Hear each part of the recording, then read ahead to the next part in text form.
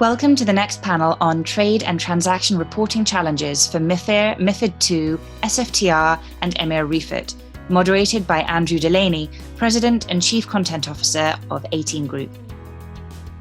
Our panelists are Silvano Stagni, Consultant and Co-Chair of the FIX SFTR Working Group, Lewis Davison, Vice President, Senior Specialist Regulatory Product at BNY Mellon, Melanie Bristow, Program Manager SFTR EMIR Refit at UBS, Linda Coffman, Executive Vice President at SmartStream RDU, and Heiko Stuber, Senior Proposition Manager at SIX.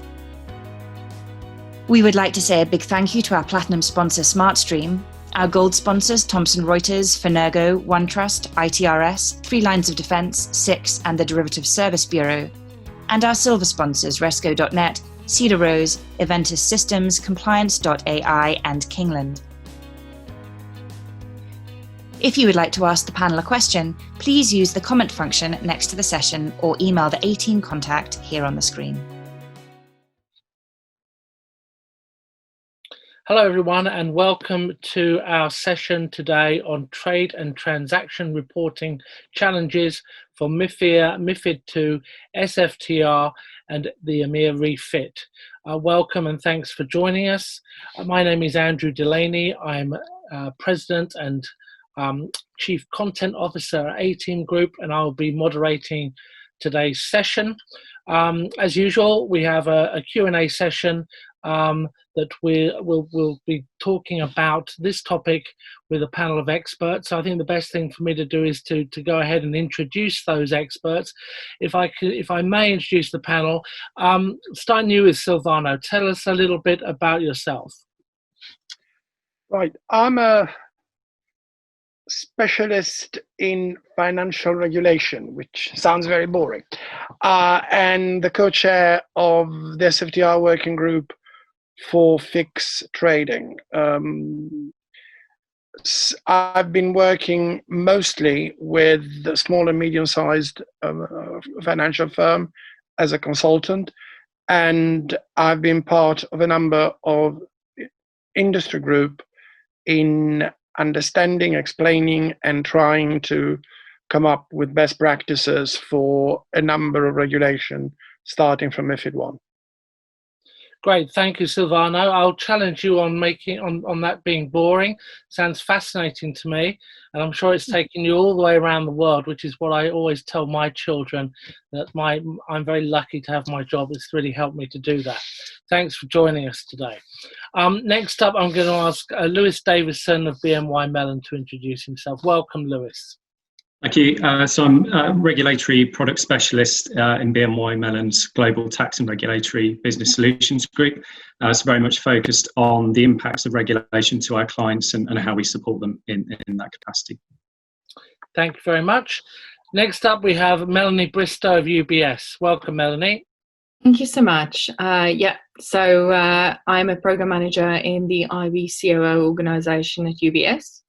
I manage SFTR and EMIR Refit's implementations, so I'm more on the project implementation side of regulation, and I have some, it feels like for my sin I've been working on regulation for the last 10 to 15 years, so it just depends on which flavor of it at the point in time. So I have some background in other regulatory implementations as well. Very good, thank you. I think we've all been working on regulation one type or another for the past 10 years, but here we are. Next up, Linda Coffman of SmartStream RDU. Welcome, good to see you again, Linda. Hi, Andrew, nice to see you too. So currently I'm EVP for the Reference Data Utility, which is a business unit of SmartStream Technologies. Before RDU, I worked on both vendor and banking sectors with the long stretch at Morgan Stanley in their security reference data space. As of late, RDU has been very involved in a couple of the regulations, specifically MiFID and SFTR with our products. And so I'm happy to be here. Great, so we're happy you're here. And finally, we have Heiko Stuber of SIX. Heiko, thank you. Thank you, and warm welcome to everybody. Thank you very much. My name is Heiko Stuber. working for SIX Financial Information in Zurich as Senior Proposition Manager in the regulatory compliance space. So, for example, what is behind that?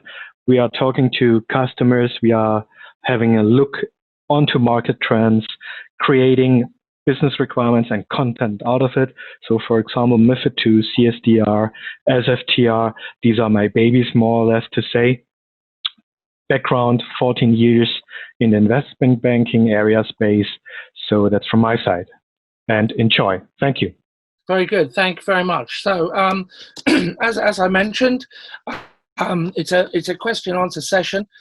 We've got a bunch of questions that we're going to go through today. To the panelists, we pretty much know what we're talking about. If people would like to chip in with further remarks, please do so. But let's keep things sharp and to the point. So let's kick off with the first question for Heiko.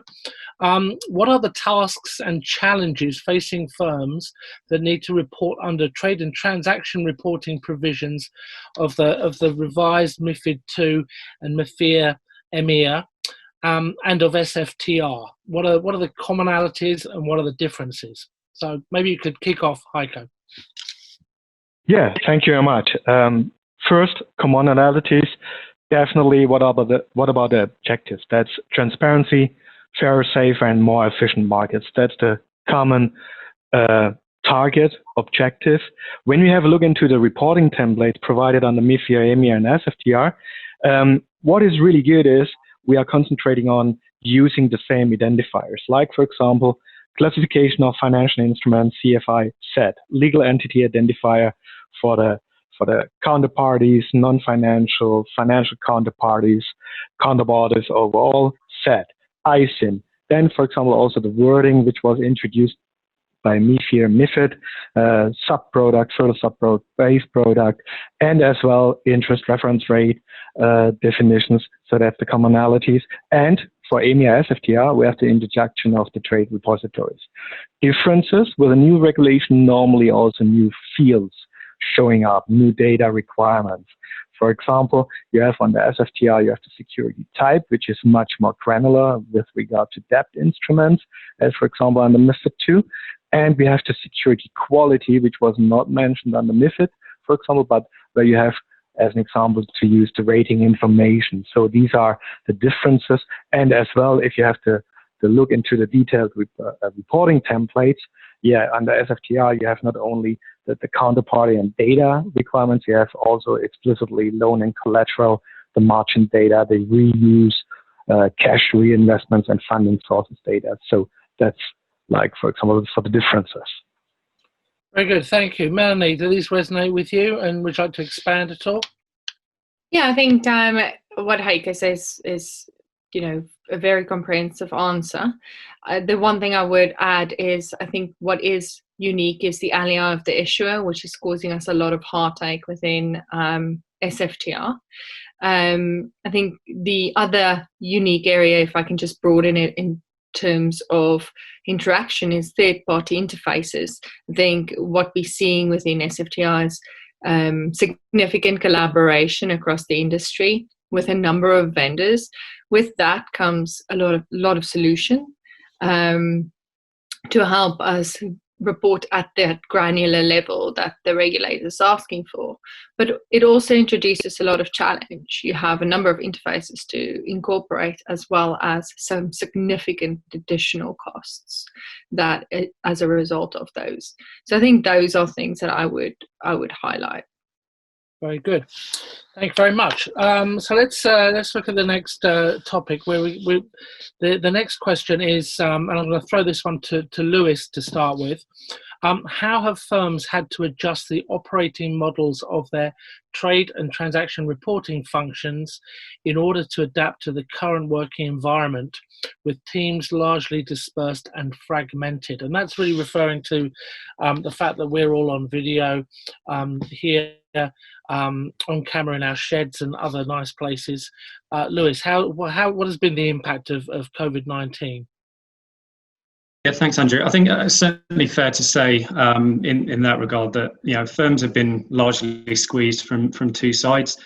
Clearly, on the one hand, firms may be operating on a limited capacity, as obviously people are suffering with the effects at the moment and looking after families, but also in the respect of heightened trading volatility and volumes as well. So really squeezing from both sides there. So I think really in terms of adjusting to that, communication has clearly been key, sort of within and between those teams as well.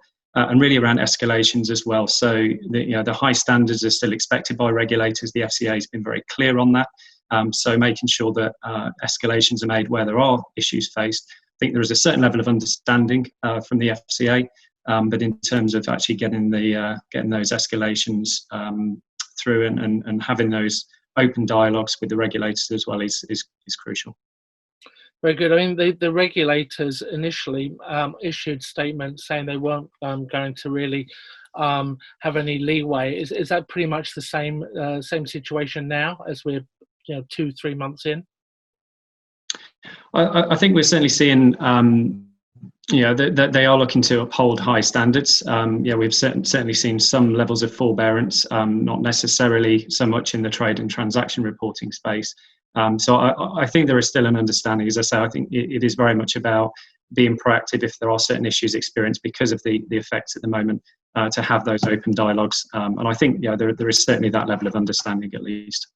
Very good, thank you, Linda. Let's bring you in. What's been your observation of the way firms have been operating during this time?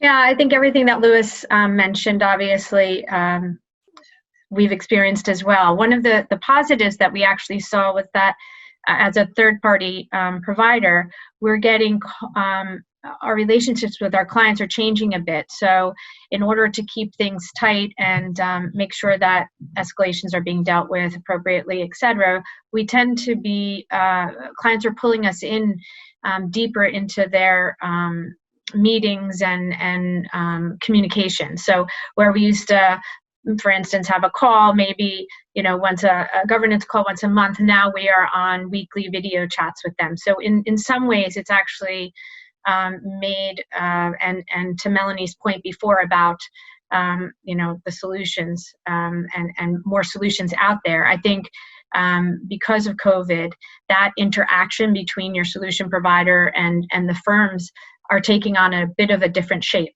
and we're seeing that across the board. And I think just to highlight something that Lewis said about communication, I think every firm across the board, whether it be internal or external to clients, the communication levels have completely changed. So there's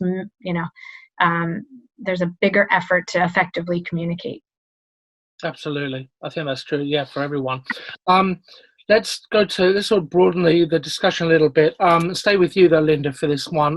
What are the key functional challenges for those seeking to implement solutions to address the wide range of regulatory reporting requirements they face? What are the key bits you've got to get right?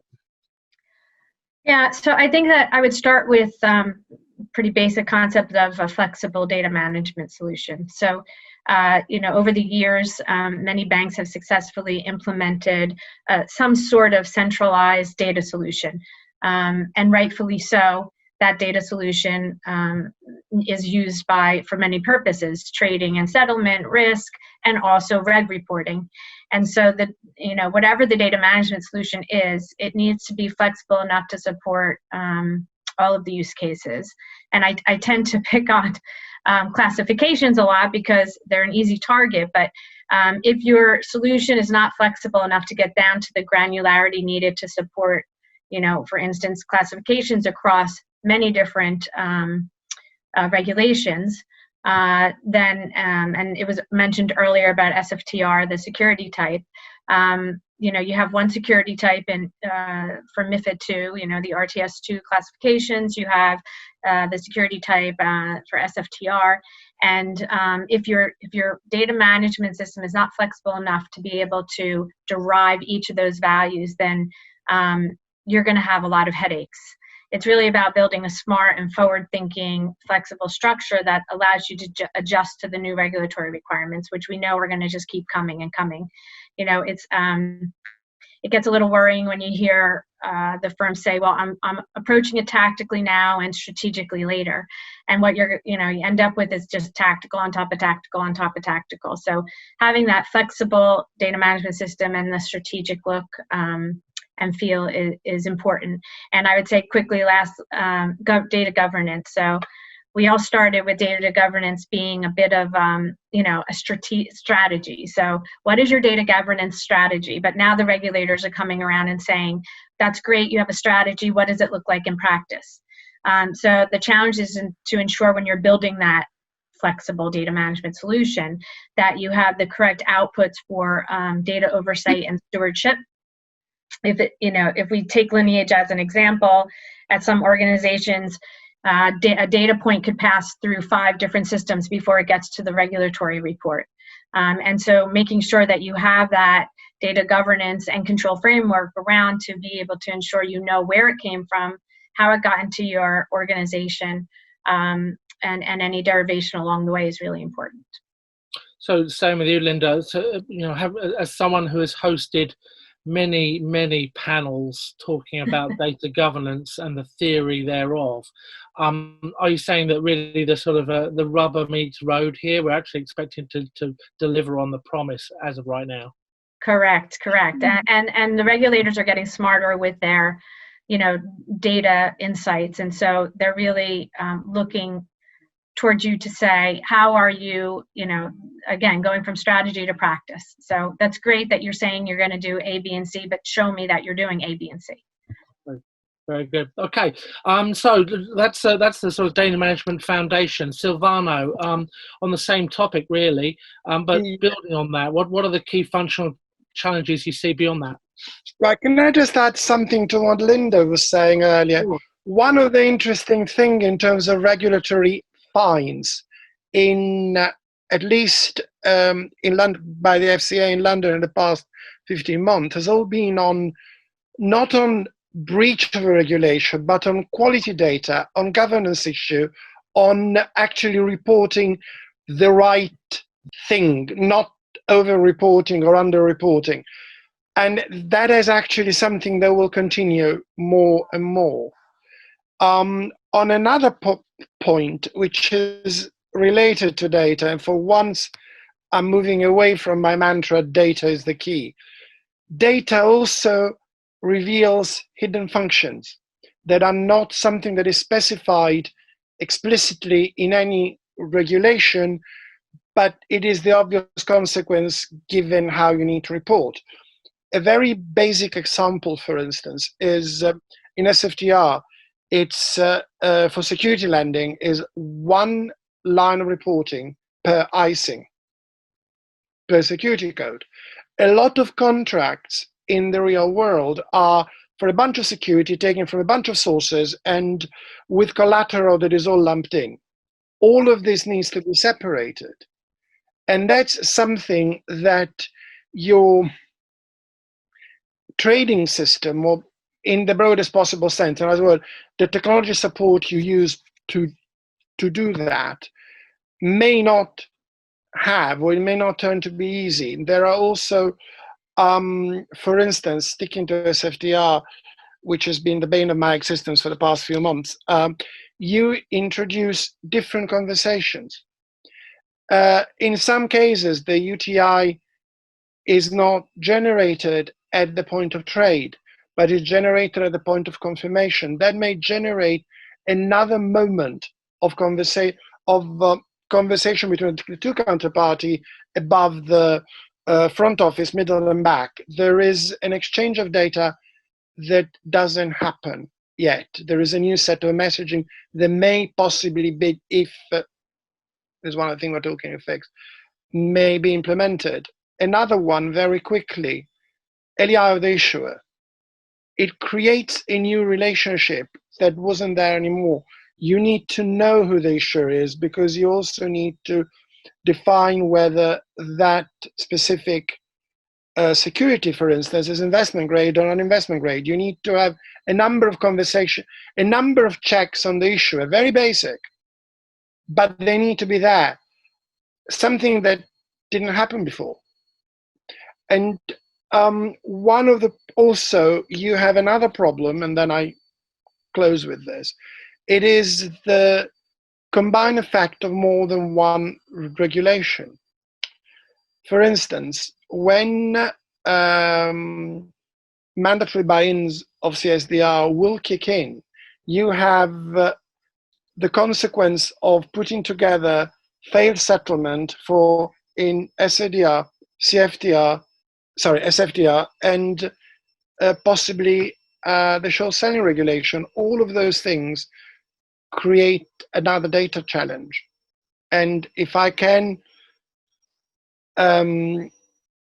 support more than piggyback on something that Linda was saying earlier, the governance and the strategy behind your data structure are really coming home to roost, especially in the smaller firms. Thank you. So we're looking at a lot more complexity and perhaps some new things that we didn't think we were going to have to look at are coming through. Let's drill into some individual functions. Let's push this to Heiko. Heiko, what are the best approaches for handling things like submissions, reconciliations, and monitoring with respect to the regulations we're talking about today?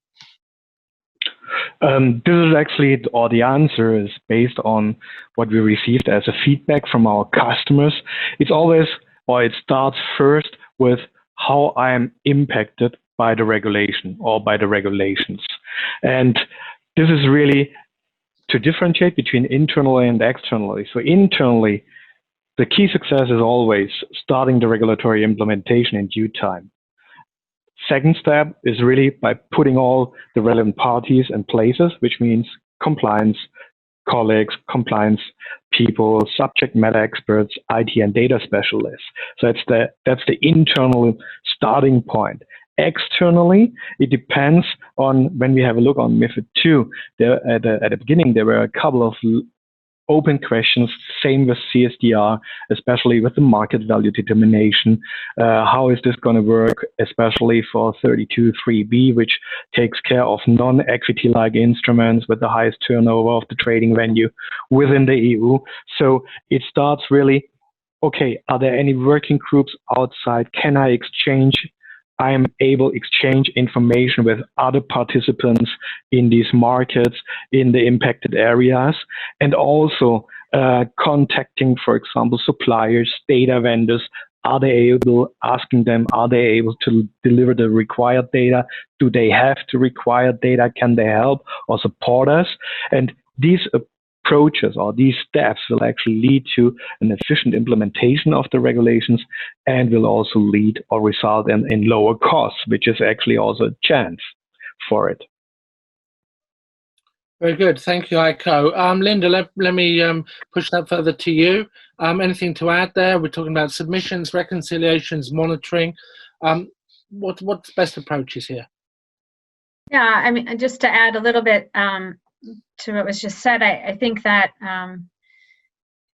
about the third party or external sources, I do think, I mean, obviously I'm a fan, my background, I'm a fan of people buying third party solutions, but I think that there's still a burden on the firms to ensure compliance. So if you are, I think it makes sense to look at internal, to set up that internal solutions that were just discussed, and then to look externally for things that make sense, right? I mean, it doesn't make sense to reinvent the wheel and develop something that's already there and commercially feasible for your solution. But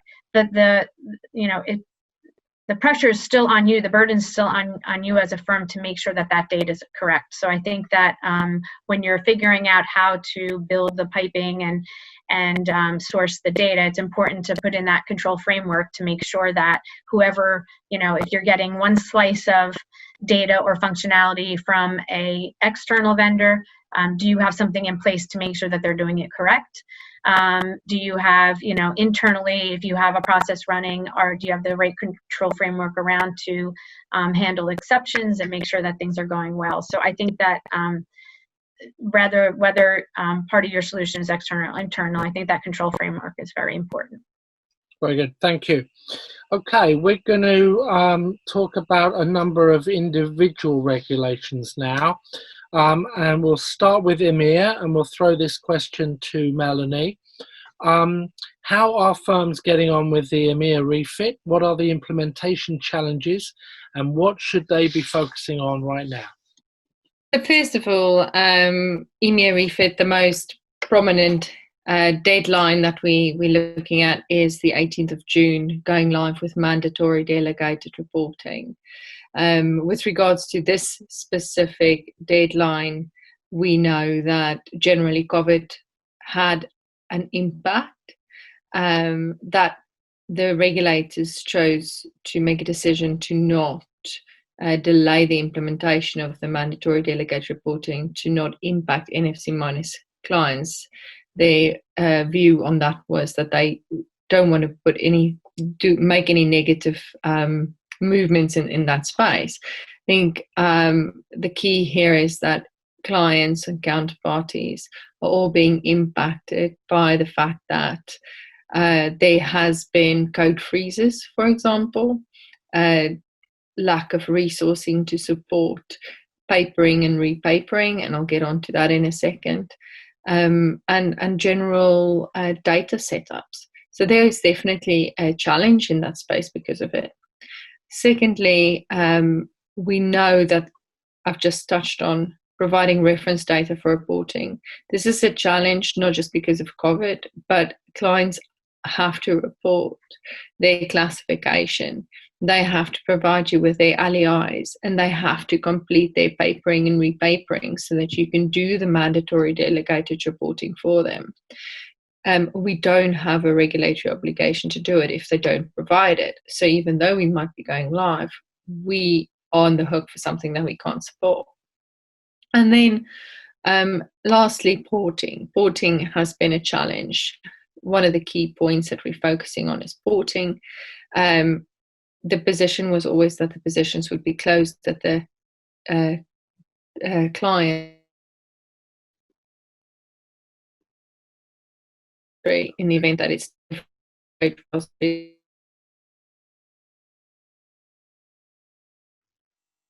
losing you a bit there, Melanie. Sorry, we just lost you for a bit there, Melanie. On the repository that do subscribe. However, the regulators made a statement and said that we are not allowed to do that. So, sorry. We lost you a little bit there. It's unstable, so. Yeah. Okay. Perhaps that last point again for us. So, yeah, certainly. So, on the porting side, so the regulator has made it clear that we're not allowed to port transactions from one trade repository to another. That we should be porting transactions from one repository to another. We're not allowed to close the transactions and then start fresh reporting them from the given TR. That actually has a heavy burden on clients and trade repositories rather than us as the regulatory the body that has the regulatory obligation to do the mandatory delegated reporting. So I think those are the three things that's very, very presently being tracked on my Go Live tracker with 18 days to go. Very good. 18 days to go. And generally, do you think, it has been a challenging time? Do you think the deadline, people will be able to get through this deadline, generally speaking? I think, clearly the deadline's going to come and go, whether we'll get through it or not, and whether we'll meet the deadline, that remains to be seen. Like I said, the dependency is very much here on the clients to provide the data for us to report. Sorry, it's actually less than 18 days. It was less than 18 days, 2 days ago. So, yeah, I think that the point here is, the clients have a responsibility to provide the data so we can do their transaction reporting. They have a responsibility to sign the legal agreements, and they have a responsibility to, if they report to a different TR right now, arrange the porting of the transactions. Very good, thank you. Let's turn our attention back to SFTR. We've touched on this a bit already, but let's drill a bit more into it. Come to you, Silvano, first. Ongoing challenges for financial institutions working towards SFTR compliance. and what has been the impact of recent announcement from the regulators, I should say, on this regulation? Okay, that a while ago, well, around February, a number of industry associations all joined up to lobby ESMA for a deferment of the April deadline because of COVID. ESMA agreed, but the emphasis here was they deferred enforcement because they couldn't do anything else, because the deadline was already indirectly part of the law. Initially, it was a bit controversial then because the FCA and other national competent authorities had come up with a different interpretation of the ESMA statement, and ESMA clarified the statement. Two things are there. One is that the flexibility on the LEI of the issuer hasn't been deferred because ESMA directions on that have an end date, which is March 2021. So the flexibility on the non-European issuer will last only 9 months. The other aspect is the backloading, that the enforcement of backloading seems to have been completely suspended. And this is an interpretation based on the vast majority of people that are looking into these things. Is not explicitly stated in any statement, but it's the way EMIR, ISLA, SIX, AFME, and others have interpreted the statement, and the FCA, by the way. The other notable thing is the fact that the FCA has confirmed the onshoring of SFTR as is, which took away the only possible doubt, which was the non-financial counterparties that have to report from January, which is technically outside of the transition period as we know it now. And there are a number of conversations still ongoing between industry groups such as ICMA and ISLA and ESMA on things like the reporting of variation margin and the reporting of settlement fails, because there isn't a general satisfaction is the right word. I'm looking at probably the most diplomatic on how ESMA has decided to do things in the guidelines versus how the industry thought what was sensible to do. Okay, so that sounds very, very diplomatic, I think. Yeah, very diplomatic. Well done. That's quite difficult to weave that pathway through there. Linda, remaining diplomatic, of course, as ever. That to me looks a little messy. Where does that leave us for the financial institutions that have to adhere to this this new reg? Yeah, I think, so we've been really focused on the reference data aspect of it, so I can speak to that in that space. So the complexities are the same that I was on a panel a couple months ago before COVID, and the complexities are the same in the reference data space as far as it's focused on two aspects, right? One is getting the SFTR security type right, including the index constituent data, which is needed to derive the equity security types. So trying to sort out constituent data in-house for some firms is hard, especially when it comes to the licensing. So you know, first, do you have the data in-house that you need? And then if you do, are you able to use it for purpose? And so I think maybe firms have pushed down that kind of the controls around the licensing, which is a little worrisome. But it's really about figuring out if you have all that data needed for the security type. So the security type is one. The other one is security quality, which comes up in every conversation when you're talking about SFTR and reference data. And the biggest worry around the reconciliation piece, somebody's using one rating vendor to figure out the security quality, another's using another. They're using internal risk evaluations and trying to sort through whether or not you're going to be on, comparable to your counterparty is a worry. And again, if you're using a third-party vendor to populate that data in your reports, do you have the licensing in place? So if you are dependent on, or if that third party is dependent on an S&P, a Moody's, a Fitch, et cetera, then are you actually licensed for that data to be used in that manner? So I think it's still to this, months later, I think people are still struggling on those two reference data attributes. Having said that, it feels like most firms have tested the plumbing, but not the content to a large extent. So I'm hoping that, given this kind of extra time before enforcement, that now the focus is really on, okay, I can communicate between, the TR or my vendor or all the, complicated solution pieces that I have in motion. But what I'm reporting, is it accurate, and really diving deep into the content. Very good. And what's the enforcement deadline? What's that been pushed back to? Do we know? July 15th. 18th of July. Right, 15th. okay. So it's not a huge amount of time either. No. So Melanie, you've got that's on your deadline list as well, I take it. Yeah, absolutely. Front and center, really. So yeah, from my perspective and from my firm's perspective, we are gearing up for go live on the 13th of July. We have been validating our functionality, but you've hit the spot right there. Timelines are still tight. This is not already done and dusted. One of the biggest challenges that we're facing still now, and I think it's now 28 days to go, working days.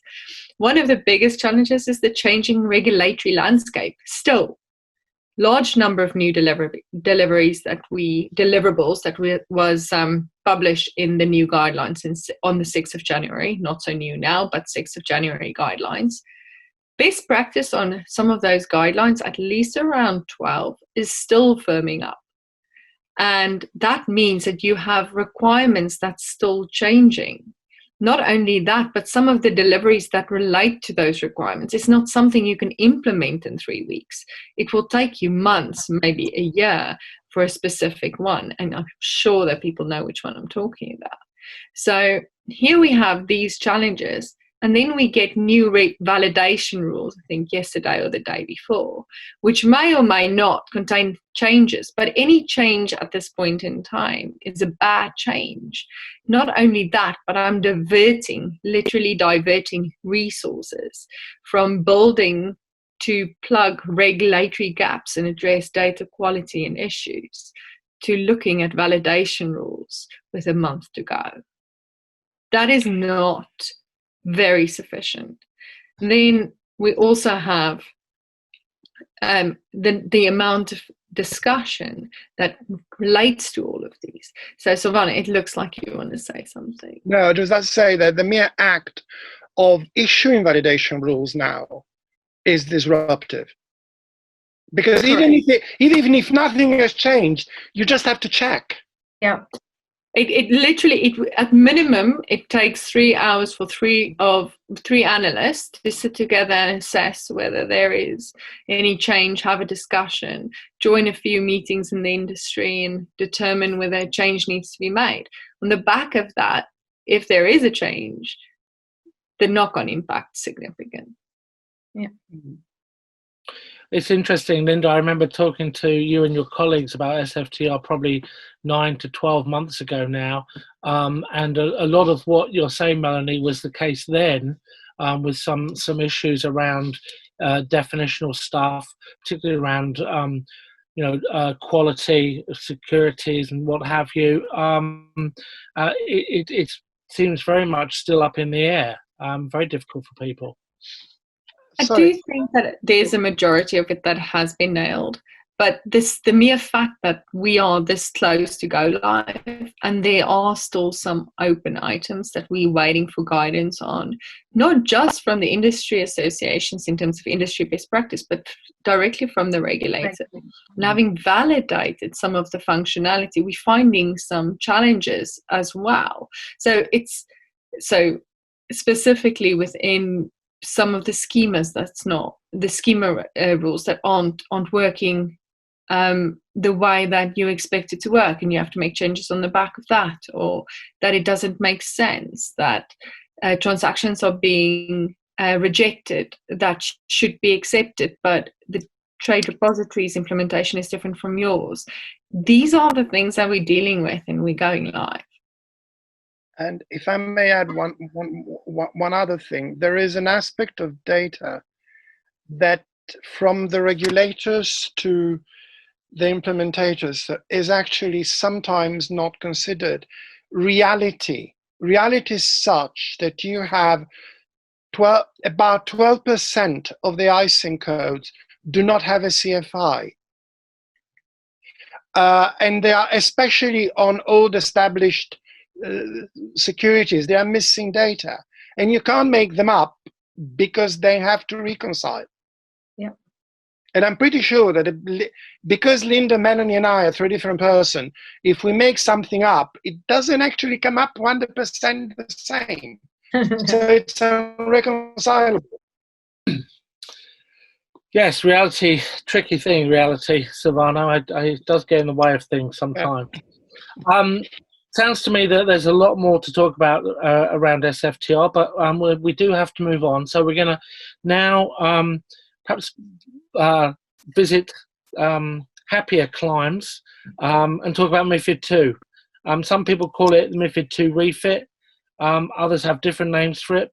It's a few changes to the MiFID II regulation that came out in, I believe, January 3rd, 2018. Let's talk to you, Lewis. And ask you what changes are there under this MiFID II revision with respect to trade and transaction reporting that people need to be aware of? Yeah, certainly. So from what we've seen, there's not really direct changes, as it were, to the reporting schemas and the specific data points across both trade and transaction reporting. So they appear to be remaining largely consistent. But certainly across the ESMA consultations, both on the equity and the non-equity side, so 2 separate consultations, the post-trade landscape, there's a lot of feedback and input from ESMA around potential changes there that we are expecting. So if I start with the equity side, arguably that's the more consistent of the two. There are some small calibrations around things like ETF deferrals for post-trade transparency, so there will be some minor adjustments there. So that threshold is going up to 20 million euros from 10 million. But more fundamentally, I think beyond just trade reporting there, ESMA are questioning whether systematic internalizers will actually stay on as an eligible execution venue in that regime. So I think that there's more fundamental issues there beyond just the trade and transaction reporting elements to watch out for. Looking at the non-equity side of things, which is arguably where a lot more of the focus is, as we know, MiFID II made some inroads in terms of transparency in that region, but ESMA has been very clear that it's certainly not gone far enough. So it's certainly an area where we can expect more changes to occur. I think certainly 2 main elements to this to be aware of. One is around deferrals again of post-trade publication. So ESMA are proposing to scrap one of the thresholds, so the size specific to instrument threshold, and actually reduce the large in scale threshold there. So it may bring a lot more into scope in terms of what can and can't be deferred from a transparency perspective. And really what they're looking to do is bring a lot more of that real time. So it may be a case where there is more real time publication, but volumes might be masked. So ESMA are putting, as they always do, will put forward several different options there. So of course remains to be seen where that ends up, but we can certainly expect there'll be a lot more real-time transparency with things like volumes being published shortly thereafter and potentially around the 2-week mark. Interestingly as well, so the trade did on a trading venue concept, which was quite narrowly defined originally under MiFID II, really just to get things up and running from a transparency perspective. So ESMA are revisiting that. They are looking to broaden that definition and again putting forward options as to how that may be treated. And actually, interestingly, the most extreme of those options is to just remove the definition altogether, and that will have clear consequences around trade and transaction reporting. So at the minute, clearly, a lot of OTC derivatives are not really falling into the scope of the 2 reporting obligations. And arguably it is simpler. That's one of ESMA's goals is to simplify the regime. So I think it is arguably simpler. However, clearly there'll be a lot of work to do there to bring those OTC derivatives into scope of projects to get them reported. There are certainly challenges in doing that. So I think that will be probably one of the main areas to look out for. So they're all clearly proposals at the minute. It remains to be seen where they will end up. But there are certainly some key items there to watch out for. Very good. Thanks. It was great. Someone want to say something add to that? Okay, if not, I'd like to come talk in a moment about drill into some of the issues we talked about: data quality, data management, so on and so forth. But before we do that, might be as well to ask the panel a question that I frequently am asked, and that is, and I'd like you, Silvano, maybe to address this first, and we'll throw open to everybody else. When we look at the regulations we've just talked about, MiFID II, SFTR, maybe some of the others, how far can we leverage the work we're doing to comply with those regulations to come up or support or assist in developing solutions for other regulations globally? I get asked about CFTC, the Singapore derivatives, Hong Kong, Asia, Australia. All of these individual geographical regions have new rules and regs coming into practice. Can we leverage what we're doing around MiFID II, SFTR, EMIR, and so on to really sort of build something that is a fix-all for everything? Silvano. Yes, but yeah, the but is that you need to know whether you need to have an up-to-date map of the minefield. Let me start from EMIR, for instance. EMIR, Title 4 Dodd-Frank, the derivative reporting regime in Singapore and Hong Kong, in Japan, and in other jurisdictions, they all start from a paper from the Bank of International Settlement called Principle of Financial Market Management. Then every regulator, for cultural reason, and I mean business culture, structural, or for whatever other reason, decided to make their own changes. You have usually European and US regulators that think that the world is isolated. Singapore and Hong Kong tend to be more aware that this is a global business. But you have, and then you need to consider, going back across regulation, that the same code could be 4 characters numeric in one jurisdiction or in one regulation, 2 alphanumeric in another, and all those things need to be properly managed, which is what Linda was referring to earlier with having a data structure that's flexible enough. The short answer to that, to your question, is yes, you can do it conceptually. Implementing it and doing it at data level is slightly more complicated. Very good. We'll come back to that data question in a second. Lewis, from where you stand, do you see this ability to kill many birds with one stone? Yeah, I think certainly, there are challenges around doing that. I think from my perspective, what I've seen is how data models are pulled together for this. There are a lot of idiosyncrasies between the different regimes, and really, almost from a cultural perspective, data is often not captured for regulatory purposes, so it is more captured for business purposes, and trying to get that cultural shift, I guess, to more of a regulatory view to make sure that we are capturing data that's utilised and can be utilised across different regimes is probably one of the biggest challenges that I've seen there. Very good. Okay, let's go on to get back to the sort of data quality aspect. Let's look at how important data quality is for trade and transaction reporting, and what people need to be doing. We've touched on this a little bit. Perhaps Linda, we could go back to you on that one, and then bring Heiko in. Sure. So I guess the answer is, when isn't data quality important?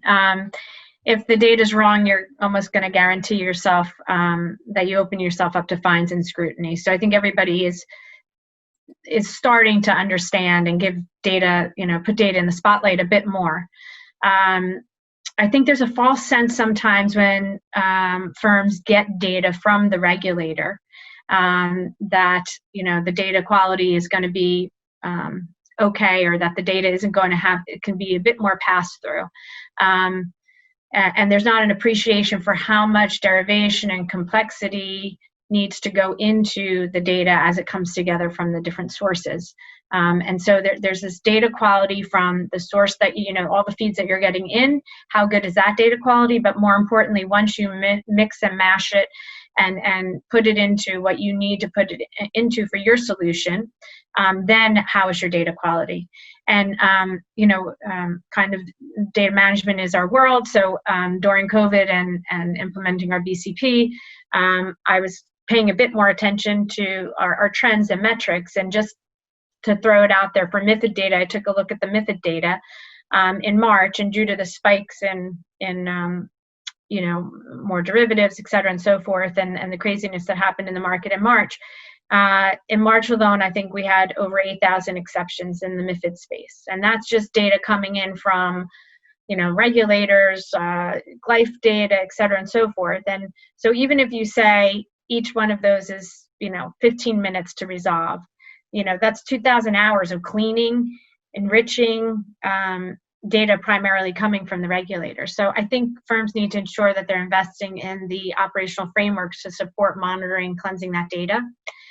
If you're doing it internally, just make sure that you're staffed appropriately, and you're giving that data quality program that you have internally enough attention, even in the regulatory space, because as Lewis said, sometimes the regulatory data is kind of managed outside of the data used in the more true business sense.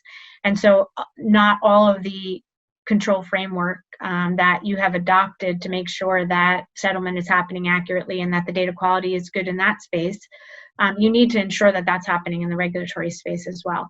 And then if you are managing it, externally a bit, if you've outsourced some of it, just make sure that you have that control framework,